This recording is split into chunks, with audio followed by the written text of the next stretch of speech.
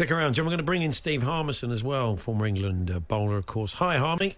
How are we, boys? Hello, Harmy. Oh, not too bad. I don't know, there was a real look of a team that wanted to be back on the plane. But, of course, the format means that they can't even do that. They've got a 2-week penance now, Harmy, where they have to play out a succession of dead rubbers. Yeah, unfortunately, that's the case. It's a hard one because they look as though they've just got no confidence whatsoever. You see their heads were down, the body language is not great. They're not playing great cricket.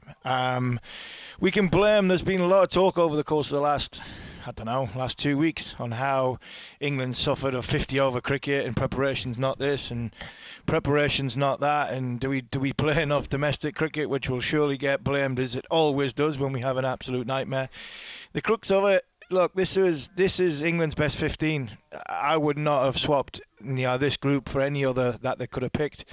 They've gone out there and they've just not performed. They've not performed at all. And with the bat, with the ball, of both power players have been poor. They're muddled thinking when it comes to selection. They're panicking when it comes to selection and picking the all-rounders for the first game, and then completely going the opposite and picking specialists, and for the sort of 2 games later, rightly so in my opinion. John's on the line, and me and John had a conversation after, I think it was after the Afghanistan game, or I think it was Afghanistan game, where they went away from the all-rounders and they went to the specialists.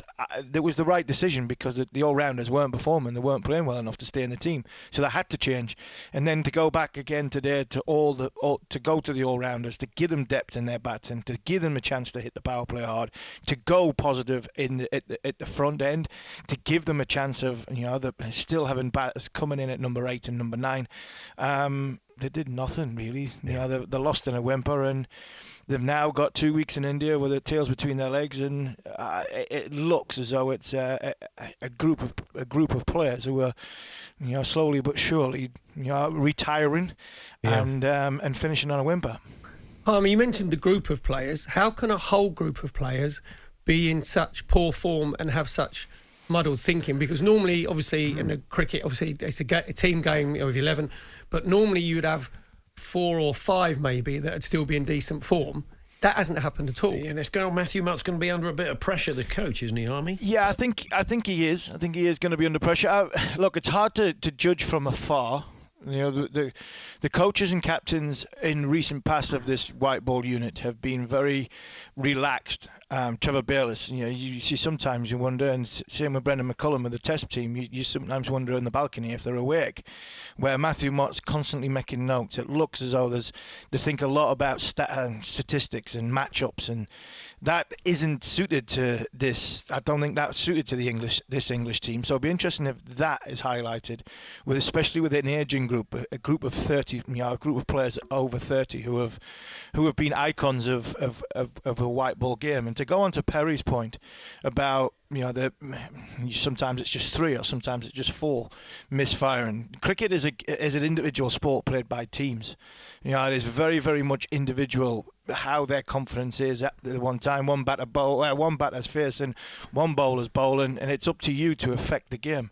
And I think the simplest way I can put it from that point of view, Perry, is I think England's getting off to the start of each innings is contributing to what happens throughout the duration of the 50 overs. The power play is not great. We've seen today, power play got off to a great start. We were 40-odd off 6 overs, and you're thinking, no wickets down.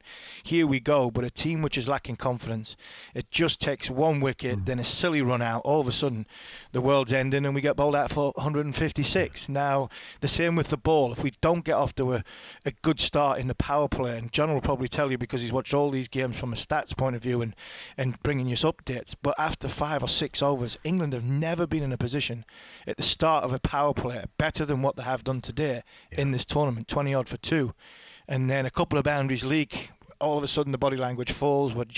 They chase 156 and they get it 2 down with 20 overs to spare. So I think because of the way we've dealt with the early part of each innings, that's had a knock-on effect confidence-wise for the rest of the 50 overs.